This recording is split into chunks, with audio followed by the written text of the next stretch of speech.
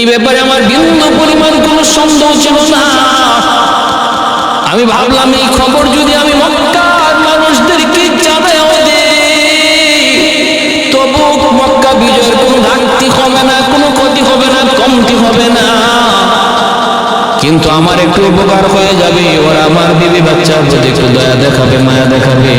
কারণ মক্কায় আমার কোনো ঘর, মক্কায় আমার কোনো আপন কেউ নাই, আত্মীয় স্বজন কেউ নাই, গোষ্ঠী বলতে কেউ নাই।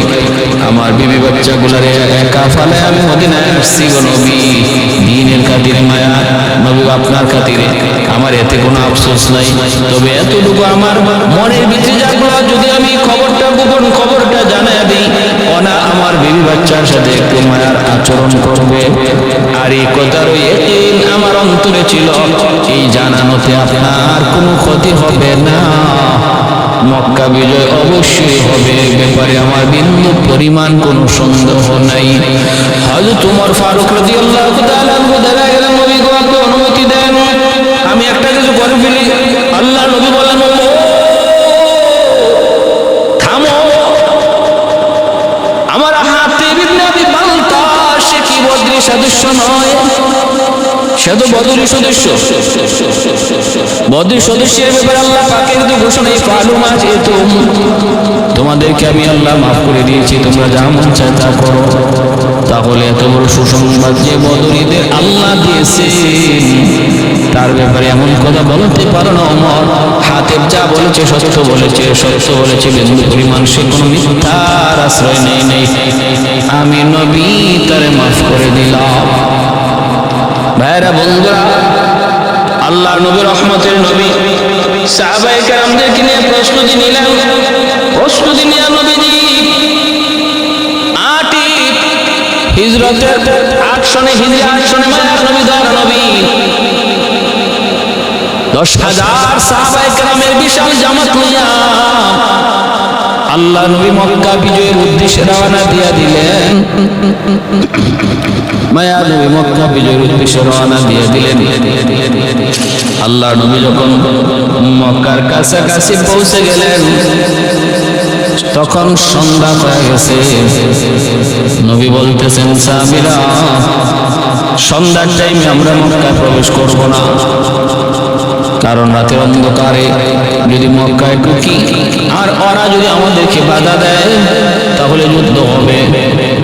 অন্ধকারে যুদ্ধ হলে হতাহতের সংখ্যা বেড়ে যাবে, কে কাকে মারবে এটাও হয়তো দিশা পাওয়া যাবে না, নারীর গায়েও হামলা হয়ে যেতে পারে, অসতর্কতামূলক কোনো শিশুর উপর তলোয়ার চলে আসতে পারে। অতএব রাতের বেলা মক্কায় প্রবেশ করা নিরাপদ নয়, নিরাপদ নয়। আমরা আজ রাতে এই জায়গায় কাটাবো, সকালবেলা আমরা মক্কায় প্রবেশ করব। আল্লাহ নবী সাহাবায়ে কেরামদেরকে নিয়ে তিনি এই জায়গায় অবস্থান করলেন।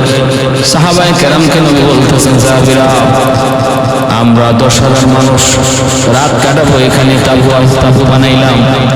আমাদের রাতের জন্য খাবারের প্রয়োজন, হাজত সারার জন্য বাথরুমের প্রয়োজন, খাবার পাকাইতে হলে চুলা বানাইতে হবে, বাথরুম সারতে হলে বাথরুম বানাইতে হবে।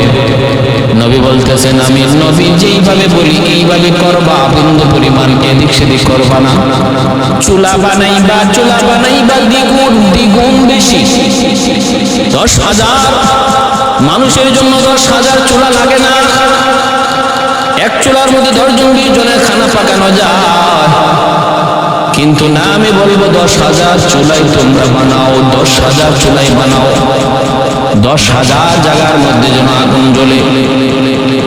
আর নবী বললেন, বাথরুম আমাদের 10,000 মানুষের জন্য বাথরুম যদ্দূর প্রয়োজন এর চেয়ে আরো কম বানাইবা, আরো কম, যেন বাথরুমের সামনে বিশাল লাইন লাগে, বিশাল যেন মানুষের লাইন দেখা যায়। কেন বলেছিলাম? ইতিহাসবিদরা লিখেছে আমার নবী কত বড় রণকৌশলবিদ ছিলেন, কত বড় সমরবিদ ছিলেন, যুদ্ধের কৌশল নবী ক্ষেত্রে জানতেন। সুবহানাল্লাহ। আবু সুফিয়ান লোক পাঠাইছে সন্ধ্যা রাতে, যাও যায় দেখে আসো মুহাম্মদ লোকজন লয়ে আসছে মক্কা দখল করতে, আমরা যে বাধা দিব। 1 একটু বোঝা দরকার তার সৈন্যবল কেমন, শক্তিবল কেমন, এটা তো বুঝতে হবে। গেছে গুপ্তচর, সন্ধ্যা রাত্রে গেছে, গিয়া দেখে সারা ময়দান জুড়ে চুলায় আগুন জ্বলতেছে। এইবার সিআইডি ভাবতেছে চুলা কি পরিমাণ আছে, একটু বইনা দেখি। একজনের জন্য তো আর এক চুলা বানানো হয়েছে না, 10 জন 20 জনের খানা পাকানোর জন্য এক একটা চুলা বানানো হয়েছে। আগে চুলা দেখি বইনা কি পরিমাণ আছে, তারপরে লোকের আন্দাজ করবো। এই সিআইডি গুপ্তচর চুলা গণতে গয়না শেষ করতে পারে না। 10,000 চুলা গণনা করা কি সম্ভব? হে চুলা গণে আর শেষ করতে পারে না। অবাক হয়ে গেছে, গণনা কি? এই যদি হয় চুলার পরিমাণ, তাহলে মানুষ না জানি কি পরিমাণ। ভিতরে কাজ শুরু হয়ে গেছে, দৌড়ে আবু সুফিয়ানের কাছে যে হাজির লিডার, খবর বড় খারাপ। মানুষ কি পরিমাণ আছে? মানুষ কই মনে কি পরিমাণ? আগে চুলার খবর নেন, কি তুমি এগুলো হও। যে পরিমাণ চুলা দেখলাম, চুলা যে চুলায় খানা হইতেছে, চুলা কই না আমি শেষ করতে পারি না। অতএব আমার ধারণা মনে হয় 60-70 হাজারের কম মানুষ লইয়া মোহাম্মদ আসে নাই। 60-70 হাজারের বেশি হবে চুলার আন্দাজে বলি।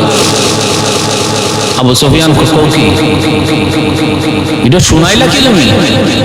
এত মানুষের সাথে আমরা মোকাবেলা করে কি করব? কই সেটা জানি না, তবে আমি একটা ধারণা আপনাকে দিলাম। আবু সুফিয়ানের সারা রাত যায় ঘুম হারাম। শেষ সাথে গুপ্তচর আরেকজন পাঠাইছে, তুই যা যাই দেখা। সে যে টাইমে গেল, এই টাইমে মুজাহিদরা একটু রাতের বেলা বিশ্রাম নিয়ে, রাতের বেলা একটু ঘুমায়, তারা ফজরের সময় উঠছেন। দেখবেন ফজরের সময় ঘুম থেকে উঠলে পরে বাথরুমে চাপ দেয়, তো সবাই যে বাথরুমের সামনে লাইনে দাঁড়াইছে। গুপ্তচর পাহাড়ের আড়াল থেকে তাকায় দেখে বিশাল লাইন এক একটা বাথরুমের সামনে। এবার সে চিন্তা করে সব মানুষ তো আর বাথরুমে আসে নাই, বাথরুমে যাদের ধরছে তারাই তো বাথরুমের লাইনে দাঁড়াইছে, বেশিরভাগ মানুষ তো তাঁবুতে। বাথরুমের সামনে যে লাইন দেখতেছি, না জানি তাঁবুর ভিতরে কি পরিমাণ মানুষ আছে। হেও রিটার্ন বাথরুমের সামনের মানুষই সে গণনা করে শেষ করতে পারতেছে না, তার গণনার মধ্যে শুধু খালি পেস লাগতেছে। দ্রুত আবু সুফিয়ানের কাছে হাজির হয়ে উস্তাদ, খবর বড় জটিল, খারাপ। মানুষ যে কি পরিমাণ লইয়া আইছে মোহাম্মদ, এটা হিসাব করা সম্ভব না। ও কত গেছে? ও তো কইছে 60-70 হাজার। কি কোন 60-70 হাজার? আমি তো বাথরুমের সামনে যে লাইন দেখছি, আমার মনে হইতেছে 60-70 হাজার এই লাইনে দাঁড়ায় আছে, বাকিরা তো তাঁবুতেই রয়েছে। আবু সুফিয়ান সর্বনাশ, যুদ্ধের প্রয়োজন নেই, যে যেদিকে পারো ভালো, যে যেদিকে পারো দ্রুত ভাগো, যুদ্ধের প্রয়োজন নেই। মনোবল ভেঙে গেল কাফেরদের, শুধু আল্লাহ নবীর একটা রণকৌশলের কারণে, একটা কৌশলের কারণে মক্কার কাফেরদের প্রতিহত করার মনোবল পুরাটাই ভেঙে গেল। ওরা একদম সারেন্ডার করে ফেলল। আল্লাহ নবী সকালবেলা মক্কায় ঢুকতেছেন, কোনো বাধা নেই। এর ভিতরে আবু সুফিয়ান সে আব্বাস রাদিয়াল্লাহু তাআলা আনহুর নিরাপত্তার মাধ্যমে আল্লাহ নবীর কাছে এসে কালেমা পড়ে মুসলমান হয়ে গেছেন। ওমর ফারুক রাদিয়াল্লাহু তাআলা আনহু তিনি পাহারাদারি ছিলেন। ওই অবস্থায় আব্বাস রাদিয়াল্লাহু তাআলা আনহু তিনি দেখতেছেন আবু সুফিয়ান পাহাড়ের একদিকে, তিনি যায় বলতেছেন, আবু সুফিয়ান এখনো কি তোর সময় হয় নাই? তুমি কি এখনো কালেমা পড়ে মুসলমান হবা না? চলো আল্লাহ নবীর আমাকে কি নিরাপত্তা দেওয়া হবে বলে নিরাপত্তা আমি দেব। আল্লাহ নবীর কাছে আবু সুফিয়ানকে নিয়ে আসলেন। ওমর পিছন দিকে তাকায় দেখতেছেন দুশমন নবীর দরবারে চলে আসছে। তোমার পিছনে পিছনে দাওয়া করলেন। আব্বাস রাদিয়াল্লাহু তাআলা দ্রুত বেগে আবু সুফিয়ানকে নবীর দরবারে হাজির করলেন। নবীর কাছে নবীর হুজরা নবীর তাঁবুর সামনে এসে হাজির করলেন। পিছনে পিছনে ওমর তলোয়ার নিয়ে দাঁড়ানো। ওমর বলতেছেন, নবী গো অনুমতি দেন, দুশমনটা হাতের নাগালে শেষ করে দেই। আল্লাহ নবী বললেন, ওমর থামো, চাচা আব্বাস আবু সুফিয়ানকে নিরাপত্তা দিয়েছেন, হত্যা করা যাবে না, দেখি কি হয়। আবু সুফিয়ান তখন বলতেছে, ইয়া রাসূলুল্লাহ, আমি কালেমা পড়ে মুসলমান হতে চাই। আল্লাহ নবীর হাতে হাত রেখে আবু সুফিয়ান কালেমা পড়ে মুসলমান হয়ে গেলেন। তিনি কে? আমার নবীর শ্বশুর, যার মেয়ে কলিজার টুকরা আদরের মেয়ে উম্মে হাবিবা, আমার নবী পবিত্র বিবিদের একজন। এই উম্মে হাবিবা বহু আগে মদিনায় আমার নবীকে নিয়ে দোয়া করছিলেন, আল্লাহ আল্লাহ আমার আব্বাকে তুমি হেদায়েত দিও, আমার স্বামী সাহাবী বানায় দিও। আর নবী তখন আমিন বলছিলেন। এই দোয়া আল্লাহ কবুল করছে। মক্কা বিজয়ের দিন আবু সুফিয়ান কালেমা পড়ে মুসলমান হয়েছে। এই আবু সুফিয়ান মুসলমান হয়ে রাদিয়াল্লাহু তাআলা আনহু হলেন, আর ওনার সন্তানই হলেন হযরত আমির মুআবিয়া রাদিয়াল্লাহু তাআলা, বিচক্ষণ একজন সাহাবী, নবীর কাতিবে ওহী। আবু সুফিয়ান ইনি মুসলমান পড়ে কালেমা পড়ে মুসলমান হওয়ার পর হযরত আব্বাস রাদিয়াল্লাহু তাআলা বলতেছেন, দোস্ত পাহাড়ের উপরে একটু দাঁড়ায় তুমি খালি দেখো একটু মুহাম্মদের সাহাবীরা তারা কিভাবে খালি যায়, তাদের যাওয়াটা শুধু লক্ষ্য করে দেখো যে এই বাহিনীর সাথে কোনোদিনকে কাফেররা মোকাবেলা করা সম্ভব, কি পরিমাণ তাদের মধ্যে তাআত। আবু সুফিয়ান পাহাড়ের উপর থেকে দেখলেন নবী যাইতেছেন, নবীর সাহাবীরা যাইতেছেন, আর যাওয়ার ভঙ্গিমার তরিকা আর তার আনুগত্যের দৃশ্য দেখা আবু সুফিয়ান ইয়াকিন করে বুঝে ফেললেন না, আল্লাহ নবীর আনুগত্য এই সাহাবীরা যেইভাবে করে, আমার মনে হয় কোনদিন কোন বেঈমান মুসলিম নবীর সাহাবীদের মোকাবেলা করা সম্ভব হবে না। ভাইরা, গুপ্তচররাও বিভিন্ন সময় যে আবু সুফিয়ানকে রিপোর্ট দিছে অসম্ভব। মুহাম্মদের সাহাবীরা মুহাম্মদের জন্য এত পাগল, এত মুখের তুতু যদি উনি মাটিতে ফালাইতে চায় ওরা মাটিতে পড়তে দেয় না, নিজের গায়ে মেখে ফেলে মেশকে আমরে গান বের হয়, নিজের চোখে দেখেছি। যেই কর্মীরা তার নেতার জন্য এত পাগল, এত ফেদা, ওদের সাথে কোনোদিন অন্য কোনো দল, অন্য কোনো গোষ্ঠী, অন্য কোনো দুশমন মোকাবেলা করে পারবে না, কারণ বিন্দু পরিমাণ ওদের কাছে অন্তরের মায়া, ওদের জীবনের মায়া নাই। নেতার জন্য এরা মরতে এমন প্রস্তুত, হাসতে হাসতে জীবন দিয়ে দিবেন নেতার সামনে, অতএব তাদের সাথে মোকাবেলা করা সম্ভব নয়। আল্লাহ নবী মক্কায় ঢুকলেন, মায়ার নবী, দয়ার নবী সবাইকে সাধারণ ক্ষমা ঘোষণা করলেন, আর নবী আবু সুফিয়ানকে ইজ্জত দিলেন। দেখেন, সম্মানের লোককে সম্মান দেওয়াটা আমার নবীর আখলাক। আবু সুফিয়ান এত বড় লিডার, কালেমা পড়ে মুসলমান হয়েছে, আল্লাহ নবী তার সম্মান দেওয়ার জন্য ঘোষণা দিলেন, আজকে মক্কার সমস্ত মানুষকে আমি সাধারণ ক্ষমা করালাম।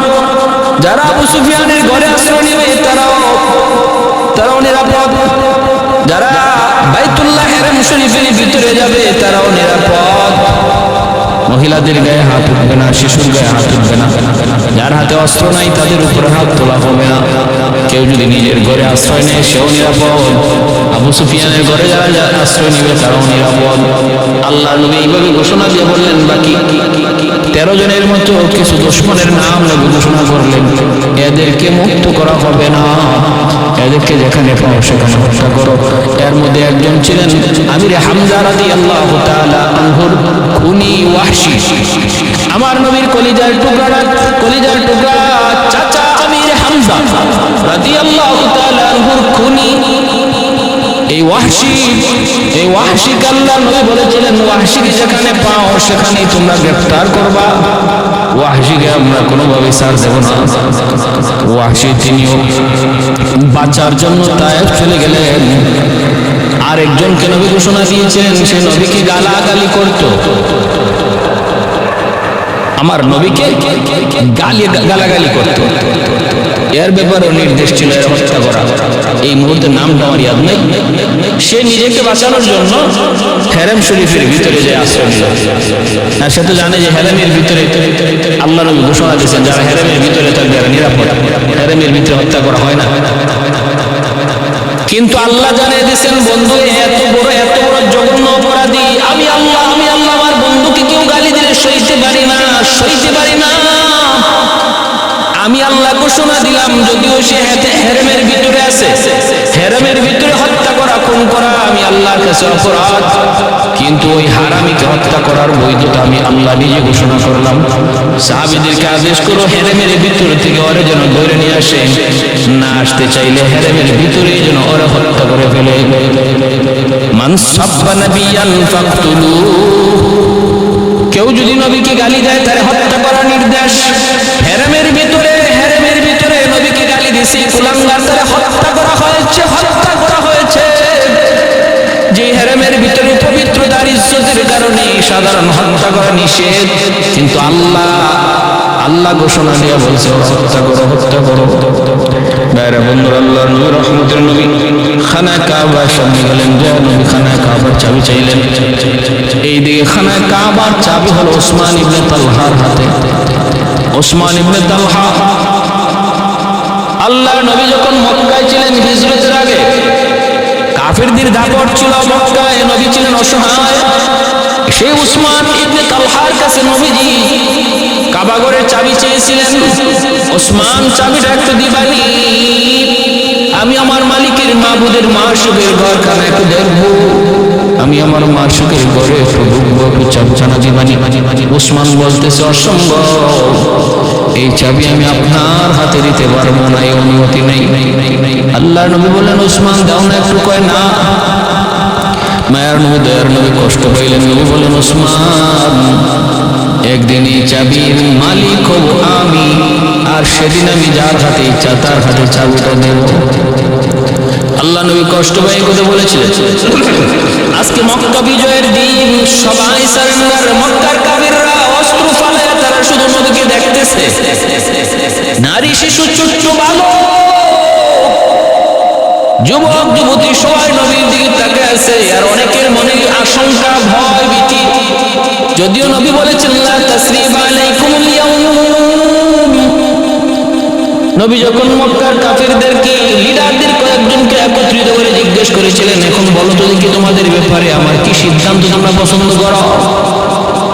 তোমরা তো মক্কা থেকে আমাকে বের করে দিয়েছো, আমার সাহাবীদেরকে বের করে দিয়েছো, আমাদের ঘর বাড়িগুলো দখল করে নিয়েছো, তোমাদের নির্যাতনের স্টিমগুলার থেকে আমি নবী পর্যন্ত রেহাই পাই নেই।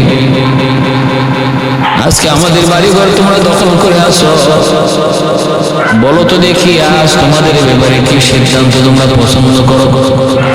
মক্কার কাফেররা তখন বলেছিল, মুহাম্মদ যদিও আমরা কালেমা পড়ি নাই, কিন্তু তুমি আমাদের ভাই,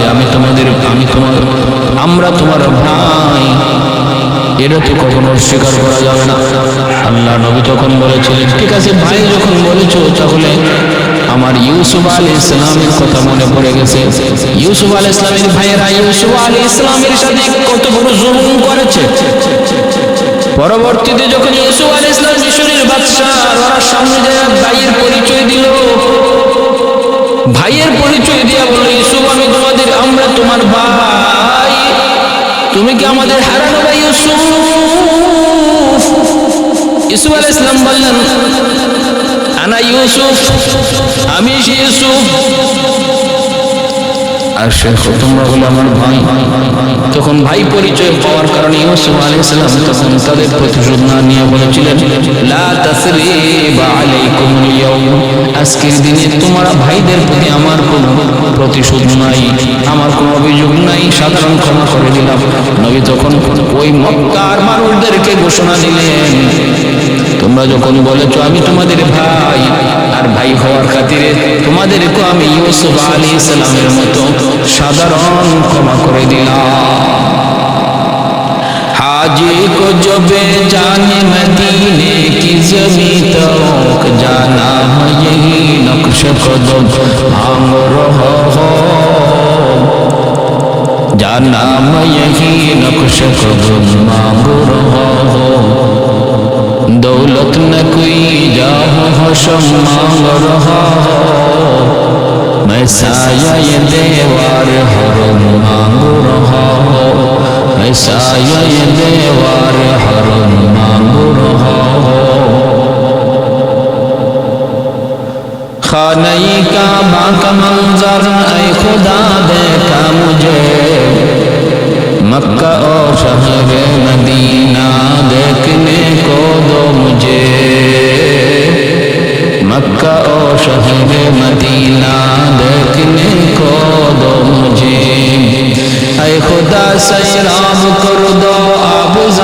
करम से मुझे इस्तिलाम हजर अस्वद से मुशर्रफ